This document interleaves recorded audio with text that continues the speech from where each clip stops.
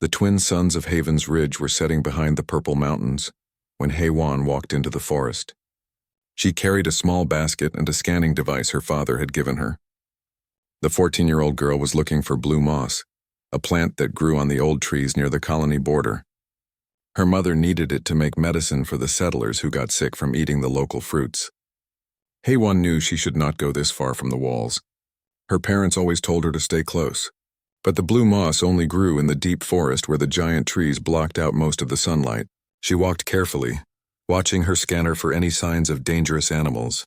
What she did not know was that her little brother Jiwoo had followed her. The 6-year-old boy was curious about everything.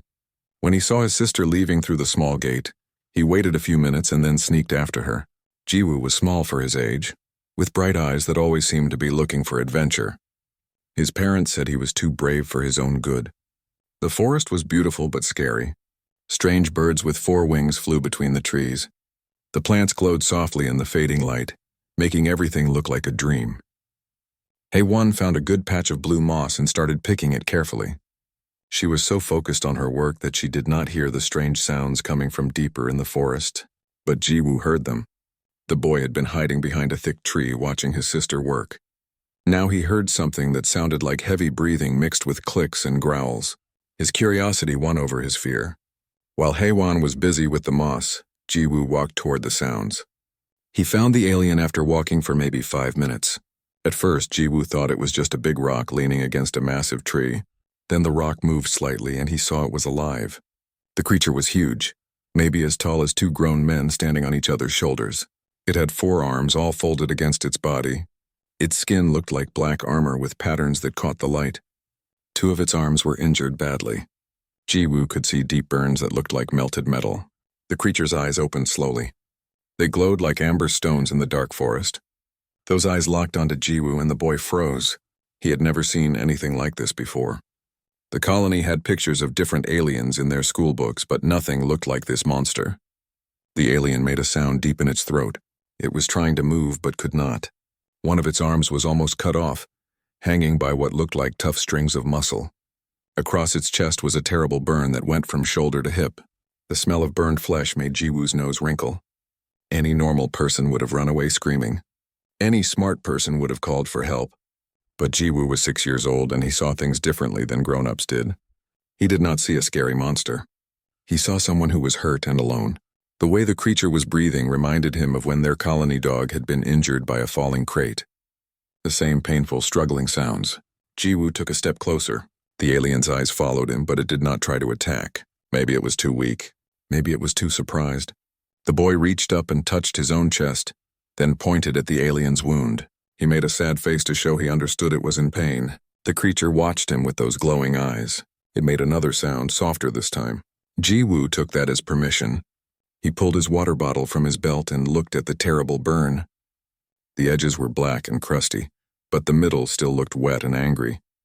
The boy knew from watching his mother that wounds needed to be clean. He poured a little water on his hands first, then very gently touched the edge of the burn. The alien jerked slightly but did not pull away. Jiwoo worked carefully, using water to clean around the wound. He pulled off his outer shirt and tore a piece from the bottom. The cloth was not very clean, but it was better than nothing. He pressed it gently against the worst part of the burn. The alien made a sound that might have been a sigh. Its breathing seemed to get a little easier. One of its good arms moved slowly, and Jiwoo thought it might grab him. Instead, the massive hand just touched the air near the boy's head, like it was trying to understand what he was. That was when Heywan found them. She had noticed her brother was missing and had panicked. Her screams brought Jiwoo running back to reality. The girl grabbed her brother and pulled him away from the alien, then activated the emergency beacon on her scanner. Within minutes, they could hear the sound of colony vehicles approaching. Commander Dae-hyun arrived with 6 security officers, all carrying plasma rifles. They formed a circle around the alien, weapons pointed at its head. The commander was a tall man with gray hair and a permanent frown. He looked at the wounded creature, then at the 2 children. "Get away from it," he ordered. "That thing is a Krathal. They are killers." But Jiwoo did not move. He stood between the soldiers and the alien, spreading his small arms as wide as they could go. His sister tried to pull him back, but the boy would not budge. "He is hurt," Jiwoo said loudly. You cannot shoot hurt people. The commander's frown got deeper. That is not a person. It is an alien predator. Move, boy. The Krathal warrior, whose name was Velrath though no one knew it yet, watched this tiny human child defending him. In all his years of fighting and hunting, nothing had prepared him for this moment. He had been left for dead by his rival clan after a brutal fight. He had expected to die alone in this strange forest. Instead, this small creature had shown him kindness, and now it was protecting him. Velrath's translator chip, damaged but still working, had been feeding him the human words. He understood what was happening. His culture had rules about this, old rules that went back thousands of years. When a warrior was at his weakest, if someone touched him with kindness instead of fear, a bond was formed. It was called Kalith, the blood shadow. It meant this child now owned his loyalty until death. With great effort, Velrath pushed himself up slightly. Blood and fluids dripped from his wounds. He looked at the human soldiers, then at the small boy standing in front of him. Using all his remaining strength, he spoke in broken human language that his translator helped him form. "The small one has claimed me," Velrath said, each word painful. "By the old laws of my people, I am his now." The soldiers looked at each other in confusion. Commander Daehyun lowered his weapon slightly, completely lost. Dr. Taeyang, the colony's scientist who had come with the security team, stepped forward with wide eyes. "Commander," the doctor said quietly, "I think we just witnessed something incredible, and possibly very dangerous." Jiwoo turned to look at the alien, then smiled. He did not understand what was happening, but he knew one thing for certain. He had just made a very big friend. The Krathal warrior looked down at the boy and felt something he had never experienced in his violent life. He felt chosen.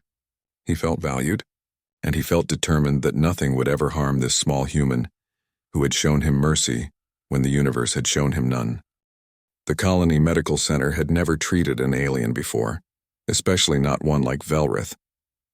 The Krathal warrior was too large for their normal beds, so they cleared out an entire storage room and brought in reinforced platforms. Dr. Taeyang worked carefully on the terrible wounds while Velrath watched him with those glowing amber eyes. Jiwoo sat in a chair nearby, refusing to leave despite his parents' attempts to take him home.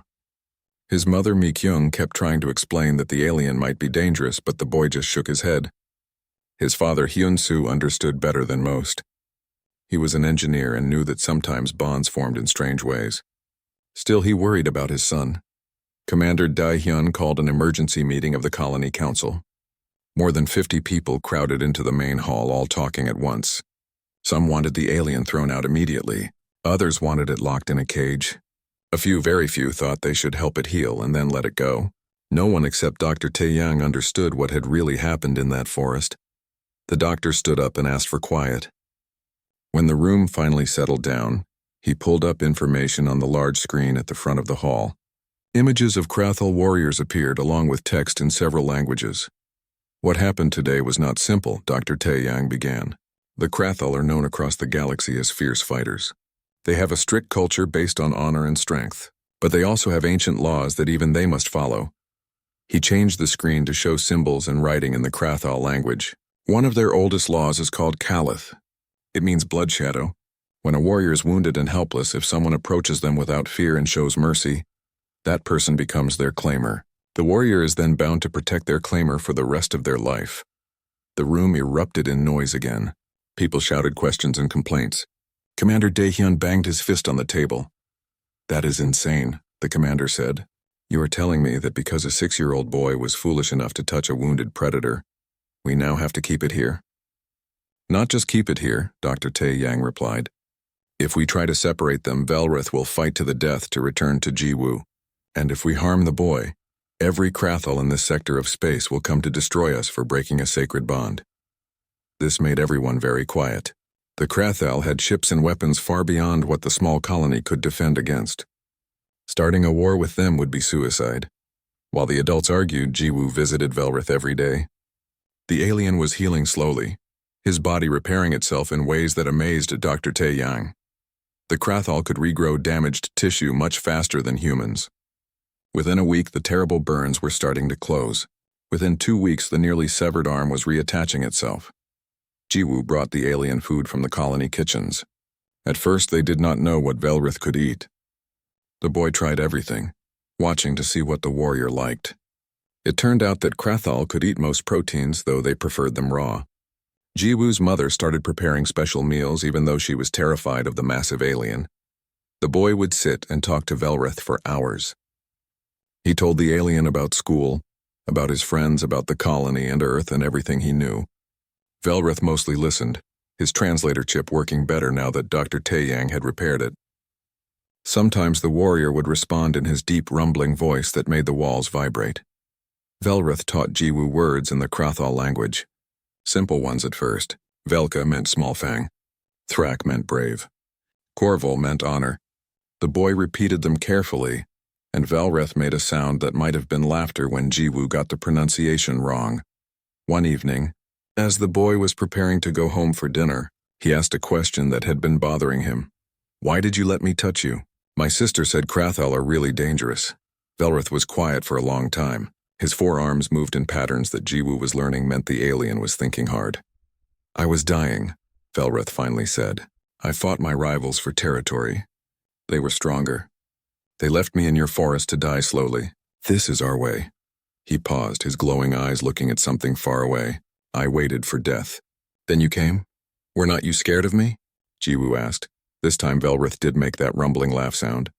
"You are very small. But no, I was not scared. I was confused. In my whole life, no one touched me with kindness. We Krathal are born to fight. We are trained to kill. Weakness means death. But you saw me weak and you did not try to kill me. You tried to help. That is what you are supposed to do when someone is hurt," Jiwoo said, like it was the most obvious thing in the world. "Not in my world," Velrath replied softly. 3 months passed. Velrath was now fully healed and moving around the colony. People were getting used to seeing the massive alien walking beside the small boy. Some still feared him, crossing to the other side of the street when they saw him coming. But others had started to nod in greeting. Children were less afraid than adults, as children often are. Then came the day that changed everything again. A pack of razorbacks, the huge wolf-like predators that lived in the mountains, somehow got through the colony's outer fence. 6 of them, each one as big as a grown human with teeth like knives and claws that could tear through metal. They appeared near the south playground where a dozen children were playing after school. The kids screamed and ran, but razorbacks were fast. The colony security team was on the other side of the settlement. The creatures would reach the children in seconds. Velrath heard the screams from where he was helping Hyun-soo repair a water pipe. The Krathal warrior did not hesitate. He ran toward the danger faster than any human could move. His forearms spread wide, claws extending from his fingers for the first time since arriving at the colony. The lead razorback was about to grab a fallen child when Velrath crashed into it like a meteor. The impact sent the creature flying into a wall. The other 5 turned to face this new threat, and they recognized what they saw. A predator more dangerous than they could ever be. Velrath fought like the warrior he was. His forearms moved in patterns too fast to follow. One razorback lunged at him and he caught it by the throat with 2 hands while his other 2 arms blocked another attacker. His strength was incredible. He threw the first creature at its packmates, scattering them. The fight lasted less than 2 minutes. When it was over, 3 razorbacks were dead, and the other 3 were running back to the mountains with injuries they would remember. Velrath stood in the middle of the playground, breathing hard, covered in blood that was not his own. Jiwoo ran to him, and the warrior immediately softened his stance. The claws retracted. The fierce look in his eyes faded to concern. He checked the boy carefully, making sure he was not hurt. The children Velrath had saved stared at him with wide eyes. Then one of them, a little girl named Bora, walked up and hugged his leg. She could not reach any higher. Other children joined her. Soon Velrath was surrounded by small humans thanking him. Commander Daehyun arrived with his security team just in time to see this. The hard man looked at the dead razorbacks, at the saved children, and at the alien warrior who was awkwardly trying to figure out what to do with all these hugging humans. That night, the commander stood before the colony council again. This time his message was different. "I was wrong," he said simply. "Velrath is not our prisoner. He is not our problem. He is our protector. I move that we grant him full colony citizenship." The vote was not even close. Velrath became the first non-human citizen of Haven's Ridge colony. Jiwoo's family celebrated that night with a special dinner. They invited Velrath, who sat carefully on their reinforced floor and tried human food cooked the way humans liked it. As Jiwoo fell asleep that night, he smiled. He had a best friend who was 8 feet tall with 4 arms and glowing eyes. He thought that was pretty amazing. What he did not know was that his friendship with Velrath was about to be tested in ways no one could imagine. The colony's alarm system woke everyone at dawn. A massive ship had appeared in orbit around Haven's Ridge, and it was not human. The design was all sharp angles and dark metal, with weapons visible even from the ground. Commander Daehyun's screens identified it immediately, a Krathal warship. Velrath knew what ship it was before anyone told him. He could feel it in his bones, a connection to his people that never truly went away. It was the ship of war leader Kreshnak, his former commander.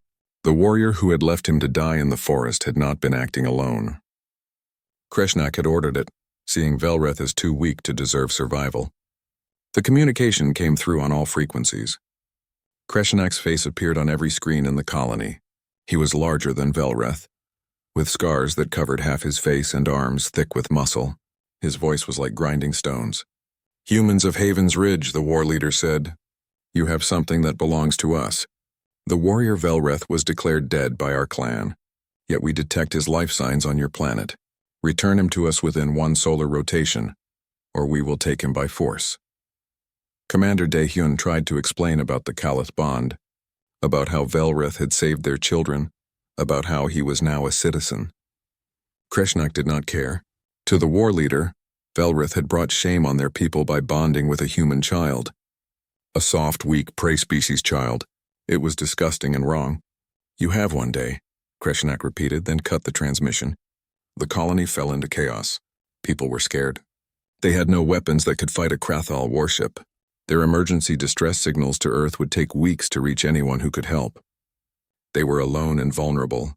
Velrath found Jiwoo at home with his family. The boy was trying to be brave, but his mother, Mi-kyung, was crying. His father, Hyun-soo, looked grim. His sister, Haiwan, was checking news feeds, trying to find any information that might help. "I must go," Velrath said quietly. His translator made his words clear, but there was pain in his voice. "If I stay, your people will die." Jiwoo jumped up from the couch. "No, you promised to protect me forever. If you leave, you break your promise. That makes you a liar, not a warrior." The words hit Velrath like a physical blow. The child was right. The Kalith bond was sacred, more sacred than even clan loyalty. But how could he choose between his claimer and his entire species? How could he put this one human family above thousands of Krathal warriors? Haiwan, who had been silent until now, suddenly gasped. She pulled up something on her tablet and read it quickly, her eyes getting wider. "There is a way," she said. Everyone turned to look at her. The 14-year-old girl had spent the last 3 months studying everything she could find about Krathal culture. She knew more about their ways than any human alive. It is called Korval Teth, the trial of worth. If Jiwoo can prove to the Krathal that he is worthy of his bond with Velrath, they have to honor it. It is ancient law, even older than the clans. "A trial?" Hyun-soo asked. "What kind of trial?" Haiwan read from her screen. 3 challenges. A test of courage, a test of wisdom, and a test of heart. If the claimer passes all 3, the bond is recognized by all Krathal forever. If the claimer fails any test, they die. Mi-kyung made a sound of horror. "Absolutely not. He is 6 years old. We will find another way." But Jiwoo was already standing up. "I will do it." "No," his mother said firmly. "I have to," the boy insisted. "Velrath is my friend. He saved Bora and all the other kids. If he leaves, he will be sad forever. I do not want him to be sad." Velrath knelt down, bringing his huge face level with the small boy. "Little one, your sister is right about the trial. But she is also right that you could die. I cannot ask this of you." "You are not asking," Jiwoo said. "I am choosing. You said I am your claimer. That means I am strong like you, right?" The logic was simple and pure, the way only a child could make it. Velrath looked at this tiny human who had shown him mercy, who had stood between him and guns, who had brought him food and friendship. The warrior had faced death 100 times in battle and never hesitated. But now, looking at Jiwoo's determined face, he felt something he had never known before. He felt fear. "If you truly choose this," Velrath said slowly, "then I will stand beside you. I will not let you face the trials alone." You cannot help him during the tests, Heywan said, reading more. The rules are clear. He has to do it by himself, Jiwoo smiled. That is okay. Velrath taught me to be brave. I can do this. Commander Daehyun contacted the Krathal warship and requested a formal challenge under the Korval Teth law. There was a long silence. Then Kreshnak's face appeared again, and this time he looked surprised. A human child wishes to invoke the trial of worth? The war leader sounded amused. This has never happened before. Very well, we accept. If the small one passes, Velrath may keep his shameful bond. If the small one fails, both he and Velrath will die for wasting our time. That was not part of the original law, Dr. Taeyang protested. It is now, Kreshnak said, and ended the transmission. The next day, a shuttle came down from the warship.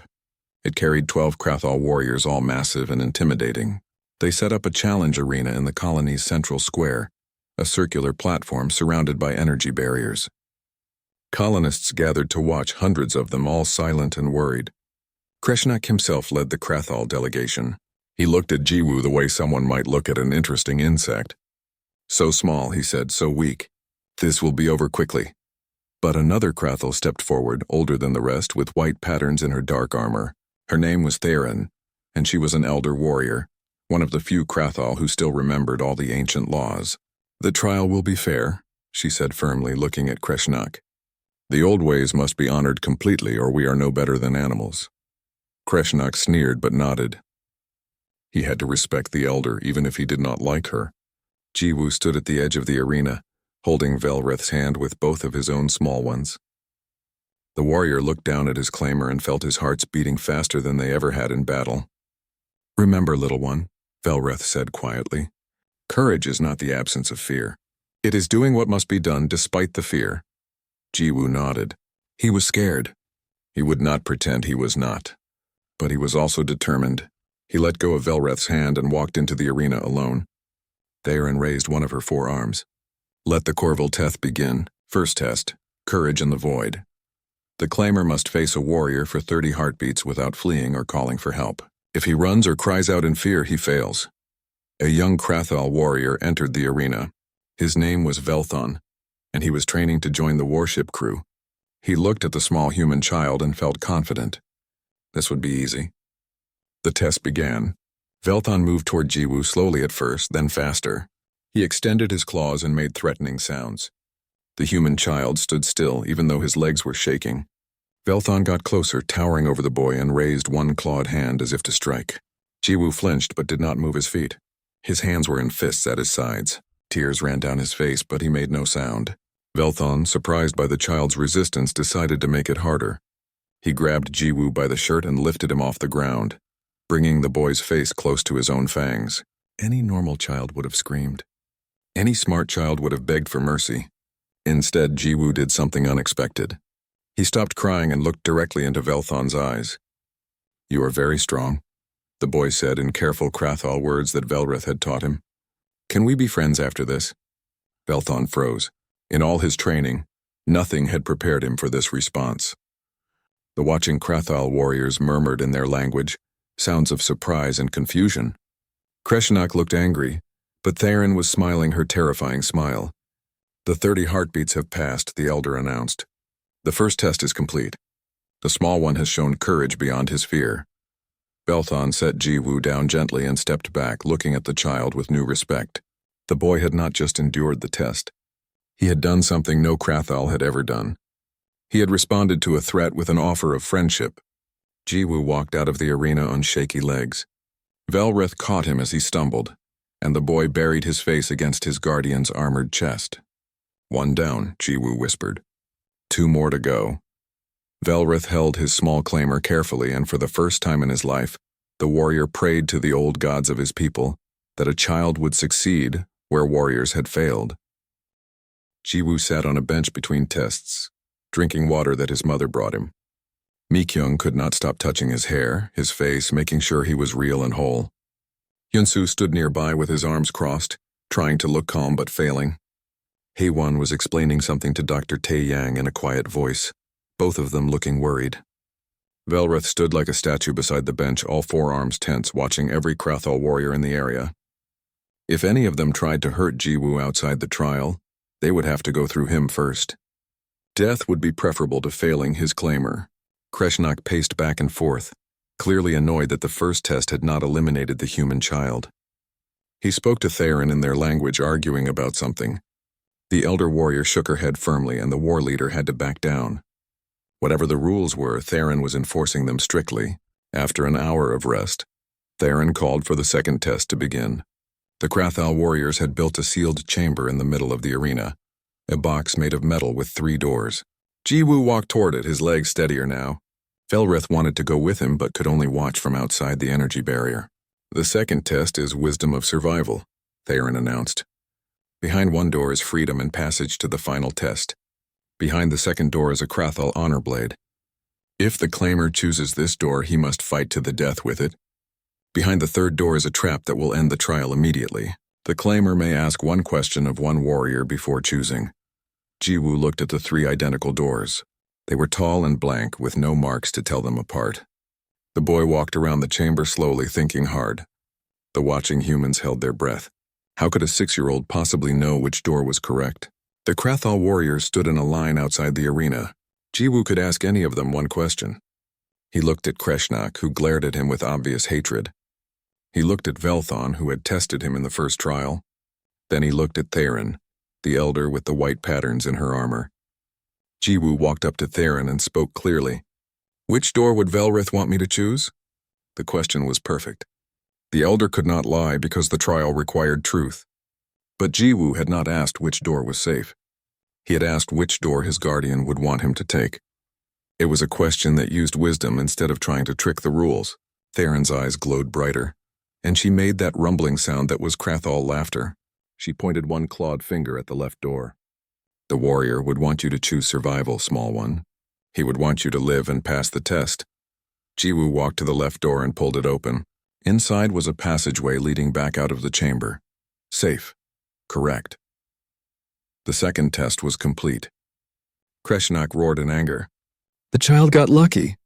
The question was a trick. The question was wise, Theron corrected coldly. The small one used his bond with Velrath to find truth. That is exactly what the test measures. Wisdom is knowing when to use what you have. Velrath felt pride swell in his chest. His small claimer was proving to be smarter than warriors twice his size. But there was still one test left, and it would be the hardest of all. The third test did not use the arena or the chamber. Instead, Jiwoo was led to stand in the center of the square, surrounded by all the Krathal warriors. Hundreds of colonists watched from behind barriers. The afternoon sun was hot and the boy was tired, but he stood straight and tried not to show it. Theron spoke in a voice that carried across the entire square. The final test is the heart of the bond. The claimer must explain why a Krathal warrior would bind himself to a human child. This question has no precedent in our history. There is no right answer written in our laws. The claimer must speak truth that we can feel in our hearts. If his words are empty, if they do not move us, he fails. This was harder than fighting or choosing doors. Jiwoo had to make the scary alien warriors understand something that even he did not fully understand. How could he explain friendship to people who only knew war? How could he make them feel what he felt when he looked at Velrath? The boy was quiet for a long time. Everyone waited. Kreshnak looked impatient. Theron looked curious. The human colonists looked terrified. Velrath looked like he wanted to grab his claimer and run away from all of this. Finally, Jiwoo spoke. His voice was small at first, but it grew stronger as he continued. When I found Velrath in the forest, he was hurt really bad. I did not know he was a scary alien. I just knew he was hurt. My mom always says that when someone is hurt, you help them. It does not matter if they are big or small, human or alien. You just help. He looked at the Krathal warriors around him. Velrath was alone.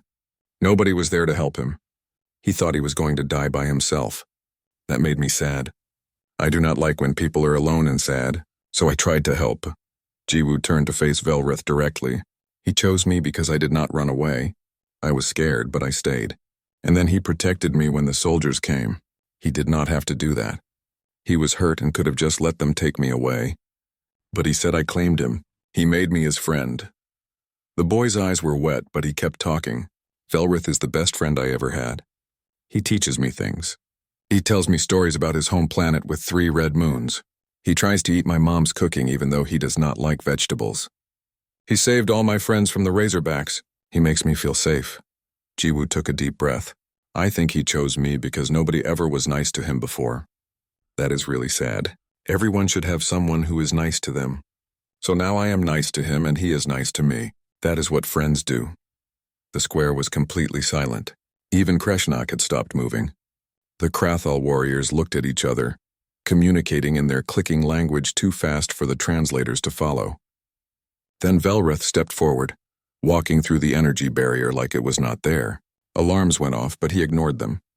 He moved to stand beside Jiwoo, and when security tried to stop him, Theron raised a hand to make them wait. The massive warrior knelt down in front of his claimer, bringing himself as low as he could. He spoke in Krathal first, then in human language so everyone could understand.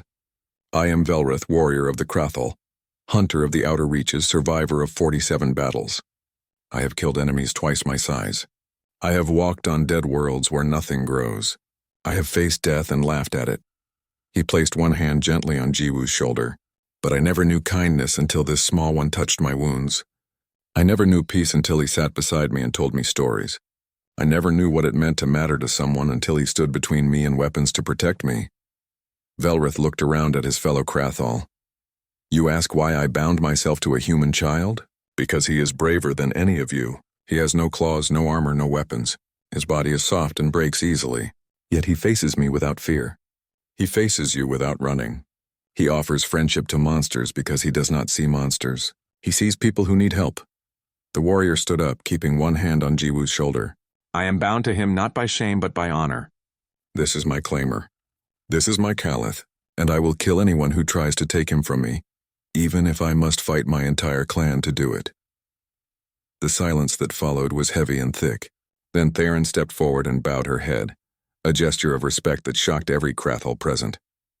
Elder warriors did not bow to anyone except other elders.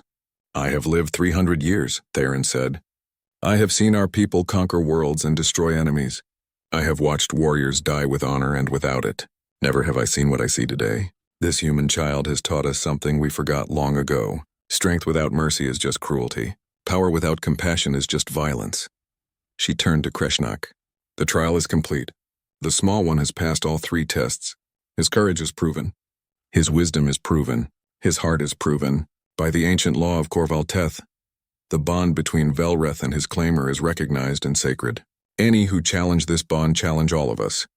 Kreshnak looked like he wanted to argue, but he could not. Too many warriors were nodding in agreement with Theron. Even his own crew members seemed moved by what they had witnessed.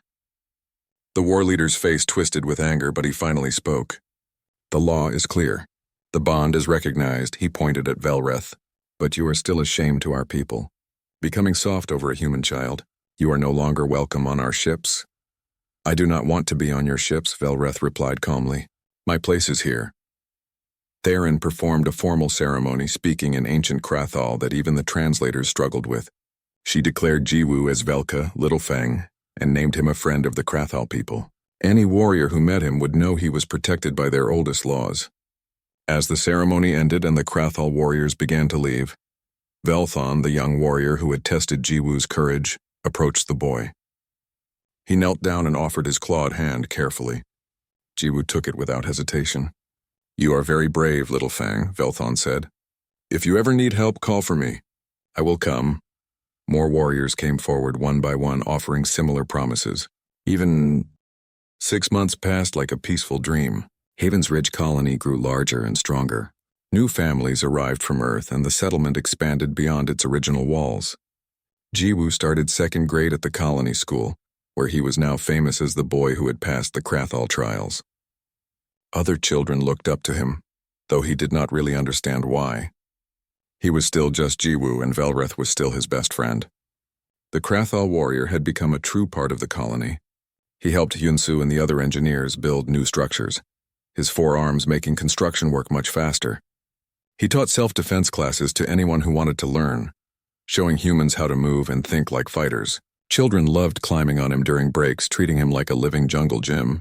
Velrath pretended to be annoyed, but everyone could tell he enjoyed it. Hei-Wan was now 15 and had decided she wanted to study alien cultures professionally.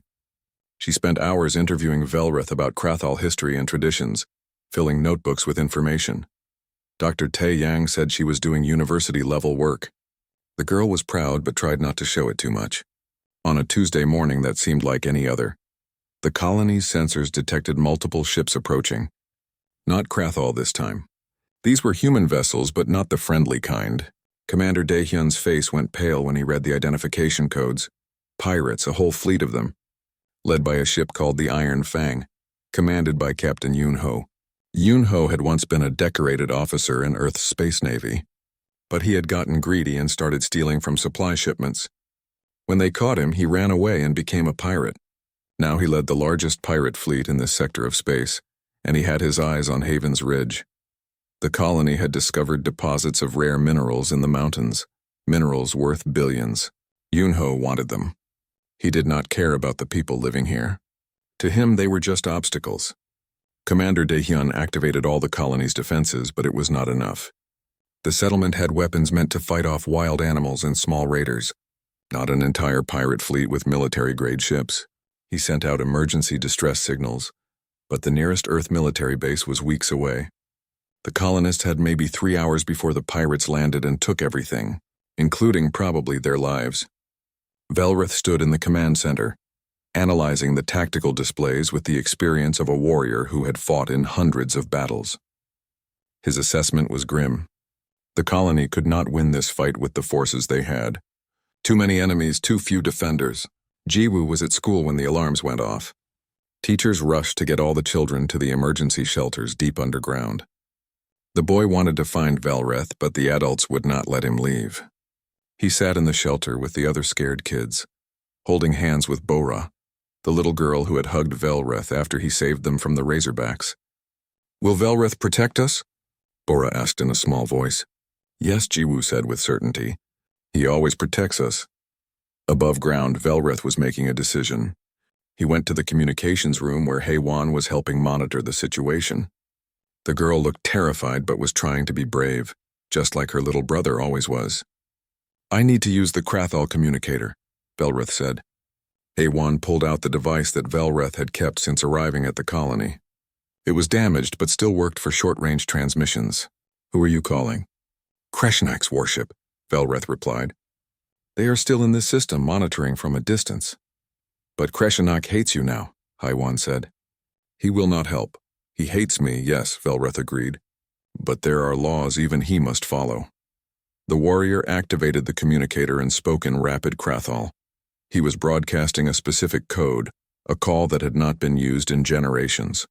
It was called Thrakval Kor, the call for clan support. When a warrior was facing overwhelming odds and protecting something important, they could call on their clan for help.